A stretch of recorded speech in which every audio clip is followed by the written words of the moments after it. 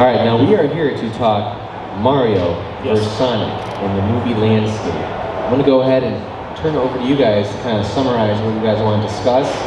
And we're here to debate, talk, have fun. Come to fisticuffs? Maybe that, yes, as well. Yeah, so I was a huge fan of the Mario movie when I saw it last April, and I'm so stoked for the sequel movie.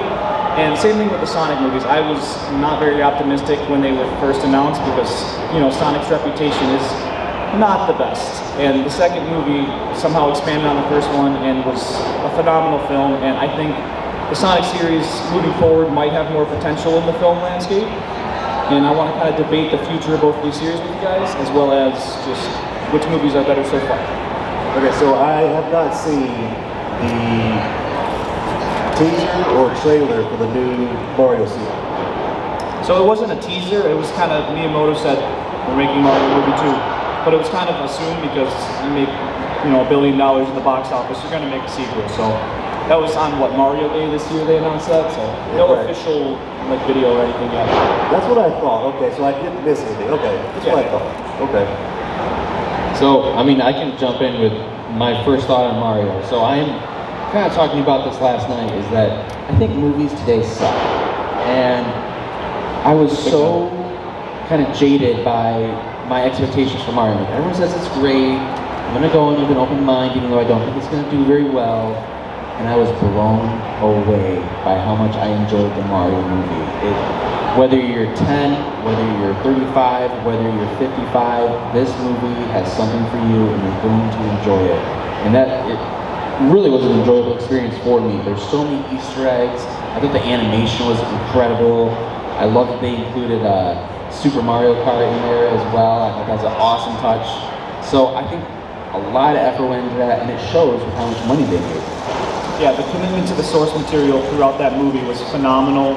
It was entertaining from start to finish, whether you played one Mario game or all of them. I'm a big Mario fan. I got a huge kick out of it. You're not so much. You played some of the games, but you still had a lot of fun with it, right? No, I enjoyed Mario, the movie. I wore a Luigi shirt because anytime I picked up Mario, I always wanted to be Luigi because he's taller. Like, I don't know. And Charlie Day. Yes, Charlie Day. Charlie Day was the best pick for Luigi, in my opinion. I enjoyed the voice acting. Obviously, Jack Black. I mean, no one was going into the Mario movie thinking, they shouldn't have done Jack Black. Like, everyone wanted to see Jack Black the second it was announced. I mean, we probably legitimately watch that movie like once a week in my house. The kids love it. Yeah, it's one of my 4-year-old loves it. It's a fantastic movie. I'm with you. I didn't think it was going to do well at all, which is why I stayed away from it so long. But they really knocked it out of the park. It's just a fun movie from start to finish, as I said. Like, I haven't revisited it a ton since it came out, but I flew to Seattle, and that was like one of the only in-flight movies. So I watched it on loop like 3 times through, and each time you notice new things that you didn't notice. And that's just kind of what I love so much about it. It really does a great job capturing the feeling of the games. Something that you guys talked about was the voice cast, and if I have one gripe, I love Jack Black as Bowser, but I didn't understand like the weird Peaches song that they like kind of snuck in there. That was like the other thing. I'm like, is Bowser musical typically? So in the games he's not, but when you have Jack Black voicing him, it's gonna happen whether you want it to or not. And that was my point. Is like I feel like you have Jack Black, so they're just gonna do it regardless. Yeah. Right. But, alright, so do you have any gripes with the Mario movie? I think it doesn't spend enough time building the characters in the movie. It just seems like it's trying to move at a breakneck speed to keep the plot moving forward, and it never really takes time to sit on any interactions for too long. And there's multiple instances of that throughout the movie, but the most glaring one was like, after Donkey Kong and Mario are eaten by that eel after the Mario Kart race. Spoiler alert, I'm sorry if I just ruined it for somebody. But in that moment, they're like having this heart-to-heart conversation, and then they jump past it in like 2 seconds, and there wasn't really time to sit on it and watch it develop, and then they just shot right into the next thing. So if there's one gripe, I just wish there was more of it and more character, dialogue and stuff. Yeah, I think it could have been maybe 15 minutes longer, and they could have fleshed out some more stuff. Yeah. Yeah, exactly. Robert, you were nodding along, but you had some. I agree with it. Oh, I thought you were going Ditto. Okay, ditto. Same from Robert. The one voice acting thing that maybe they miscast, in my opinion, was I'm not just not a big fan of Seth Rogen, and then Cranky Kong. No, I was like Cranky Kong was pretty. Cranky Kong. Who was that? Who? Oh, that's right. Yeah. He wasn't cranky enough. I felt like he was not going to be like an older voice, and it didn't come off like that. No, it did not. I thought Seth Rogen was pretty good though. Did you? And they kept working in the laugh when the mini Mario happened and stuff. So I thought it was cool. I thought he probably could have cast it a little better, but with what he was given, Seth Rogen did a good job. So how do you compare what I believe the Mario movie to be the best video game movie of all time? How do you compare that to Sonic though? I enjoyed the Sonic movie a lot because it didn't take place in its own little self-contained universe like the Mario movie. It kind of brought Sonic into the real world, which made it a lot more, like realistic in some sense. And seeing how they incorporated Tails and Knuckles into the plot was a lot of fun. And seeing how they interact with like real-world scenarios and stuff like that was kind of fun to watch as compared to the Mario movie where it's in its own little bubble, like I said. So. How cool is the bar scene in the first movie? The bar scene. There was a dance scene in the second one. I'm trying to remember the bar. So they were throwing the darts and stuff and the ball riding and stuff. Yeah, they get to a fight with the guys, the bikers. Yes. Yeah. So that was one of the biggest moments where they kind of developed the bond between Tom, the human guy, and Sonic. So that was one of my favorite parts of the movie because it really showed their relationship building, where the Mario movie wouldn't take the time to do that. So that's one of the big areas that I would like the Sonic movie more in. I'm going to be the bad guy and say all the bad stuff about those exact same things you would like. Okay, so the Sonic movie, you said it takes place in the real world. The one thing that I didn't care for, with Mario, I thought the animation was phenomenal. With Sonic, you can tell it's CGI a lot more when you stick something in the real world. So it's got to be better crafted. And you're just like, okay, clearly he's not part of this world, right? The other thing, the bar scene.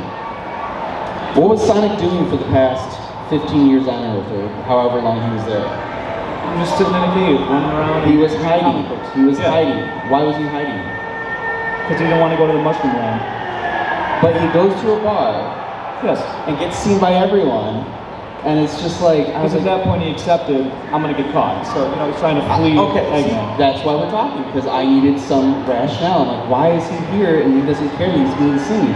But he had accepted his fate. Okay, that makes sense. At that point, he was also in costume though. He did dress up because he didn't want the whole public. He put a cowboy hat on. Right, it wasn't a very good disguise, but he had a skin condition, he claimed. What did you think of the casting of Dr. Robotnik?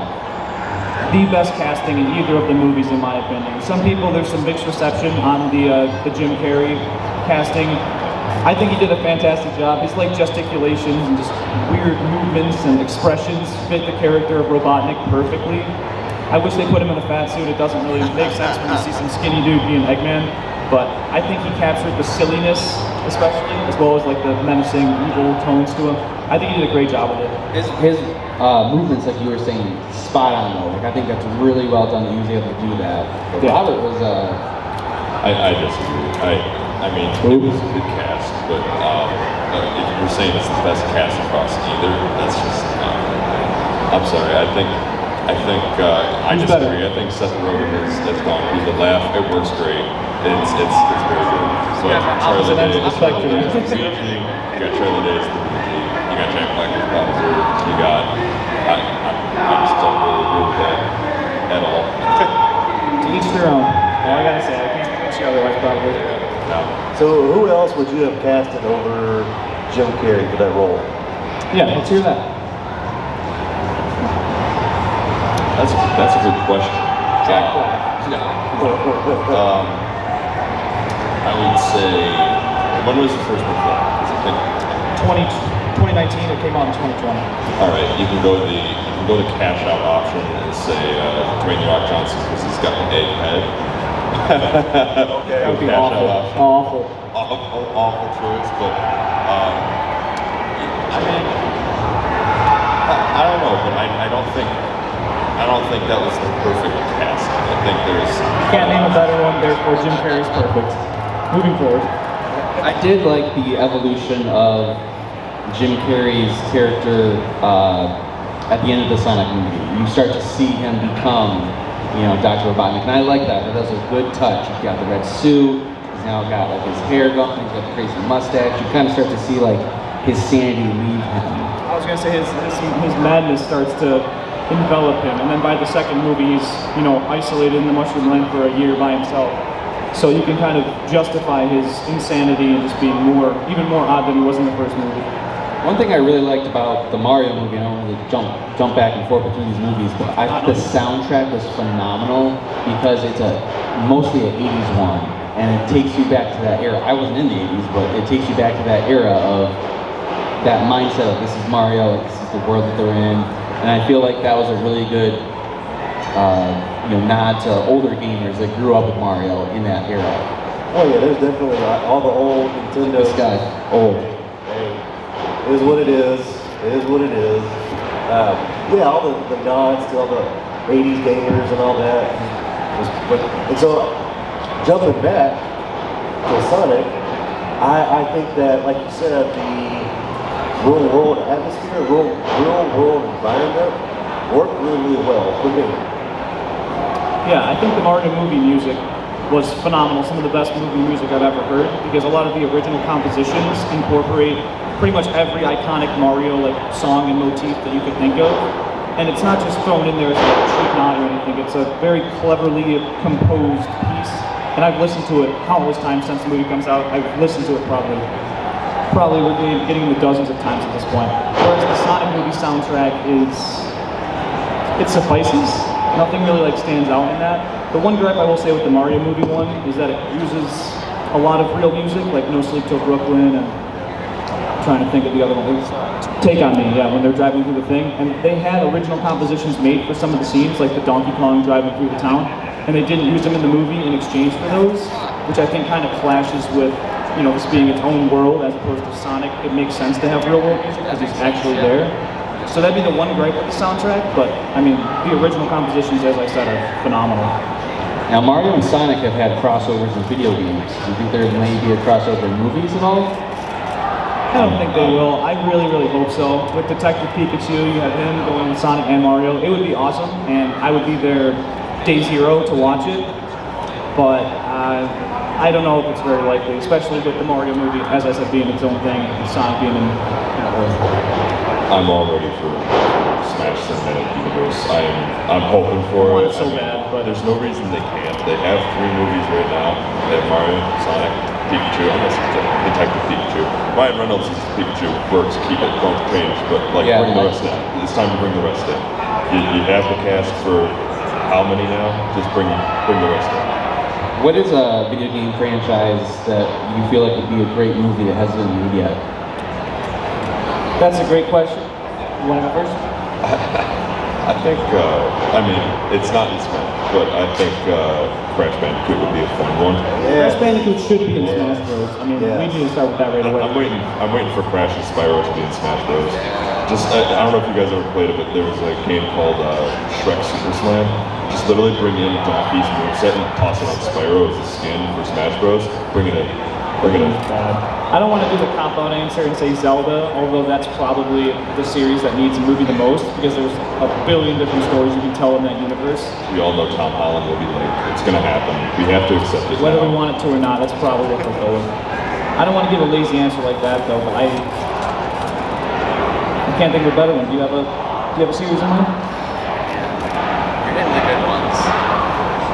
I'm not even talking to Mike. You're hitting some pretty good ones. Let me think on it. Dave, do you have any ones that you think would be great? I think you really hit it on the head when you said Crash. I'm such a huge Crash fan. I love Crash. He's not in Smash Bros. For the cinematic. Bring it in. This is a little bit different, but I would love a Metal Gear Solid movie, like a proper one. Yeah, that too. Give me that. All right, now hold on. Who's Snake? Oh, David Hayter. David Hayter, yeah. Huh? David Hayter. No. Didn't we say Vin Diesel in our other panel? That's what I'm saying. Like for the cast. It's got to be David Hayter. Charlie Day. Charlie. He can't be Luigi too. No, I guess I'd say Kirby then. That's the series I forgot about, but he needs to be in Smash Cinematic Universe, obviously. Until that happens, he will not be, because Smash Bros. Is Sakurai's child, and so is Kirby, so unless he gets introduced in that movie, because in Smash Ultimate, he's like the first character. He's the only remaining like survivor or whatever at the beginning. So maybe they angle the movie starting out from Kirby's perspective and then branch out from there. That'd be good. Could work. So we're talking Mario vs. Sonic. I know we talked a little bit about what we didn't like about the Mario movie, but there's a billion things we loved about it. What were some of the things that Sonic maybe missed on in either the first or second movie? The first movie kind of missed out on feeling like a Sonic movie because, like, taking place on Earth, there's a lot of human characters they were trying to establish. So a lot of the movie focuses on Tom and Rachel's relationship, and Sonic's kind of the second thought, the afterthought. And Jim Carrey and Sonic don't really get much screen time throughout a lot of the movie. So if there was one gripe, it would be that one, and plus they focus on the human character a lot more than the second movie, because once they bring in Tails and Knuckles, their exchanges, their dialogue kind of is what carries the movie forward. So they corrected themselves, but if there's one complaint with the start of the series, they'll do that. Do you have any complaints, Dave? I think that the story is kind of wacky. It's kind of goofy. Oh, 100%. But the first one I think's okay. The second one, though, I think's a train wreck. You don't like the second one? It's okay, but like the whole resort scene, all that, the wedding. The wedding aside, I just choose to block that out. That's not watchable. They need to steer very hard left away from that for the next one, because I'm sorry, like it's like you were saying, they didn't give Sonic or Wreck-Rake much screen time. Like it's a Sonic movie, it's not these humans who it's a romantic comedy. It's not their movie. It's kind of time to steer away from them. Maybe like the next one just be like, yeah, you moved away or something like that. Just get rid of them and bring in other characters. You're too far in at this point. You got to keep them around, but just kind of have that as the home base they can go back to, but focus more on the action They characters. should have them for like 5-10 minutes. Like, oh, we need to hide. Okay, you know what I mean? Like, just like something to just kind of push them out for a little bit and bring in the other bring in more Sonic characters. Isn't there a Sonic game where Sonic has a kiss with a human? Isn't that like... Yes. The most notorious game in the Sonic series. It's Sonic 06? Yeah. Bingo. Does Sonic need an on-screen kiss in the movie franchise with a human? Do you think they should just do? Do you think they should do that though, just to like make fun of themselves or make fun of the franchise? I think that would change the rating a little bit. Do not make that like the climax of the movie, but if they throw in like a nod to it, okay, that's fine. I think that works. What are some of your favorite Easter eggs from either of the movies? Sonic movie, the best Easter egg in the whole thing is the adventure pose in the dance scene in the second Sonic movie, when he jumps up and does a little hand under or between the legs. The same poses on the cover of Sonic Adventure 1. That's because I grew up with the first adventure game and the second one, and just seeing a nod to that was awesome. The best one in the Mario movie, in terms of a reference, probably the plumbing commercial. I know that's a cop-out answer, but I watched the Super Show as a kid, and seeing that trailer before it came out was so much fun. And I saw the Mario van when we went to PAX last year, and I got to sit in it. He rizzed up the guy that was running it, so I got to be in it. So no, it was really cool, and definitely I'd say that commercial. That's difficult for me because like the Easter eggs. First of all, I didn't even notice the dance pose. We just watched it. Watched it last weekend. Yeah, we watched it last weekend just to kind of refresh my mind, and I didn't even notice the dance pose in Sonic 2 when he's in the air at the bar, and he does the pose for the Sonic Adventure cover. I never even caught that the first time around. He was like, yeah, it's doing that. But as far as Easter eggs, I mean, Mario has a ton of Easter eggs, but honestly, they're not so much Easter eggs, in my opinion.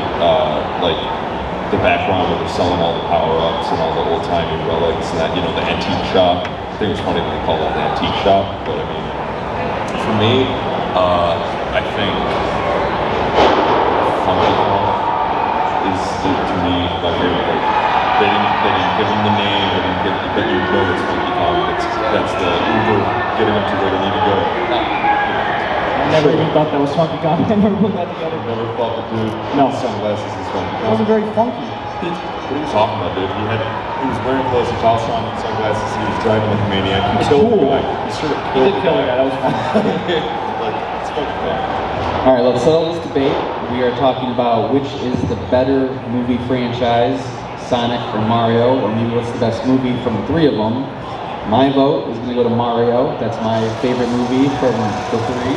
I think it's extremely well done. I think it's a very enjoyable movie, no matter how old you are. And it's got killer animation, great soundtrack, awesome Easter eggs all around. So that gets my vote. But what about you guys?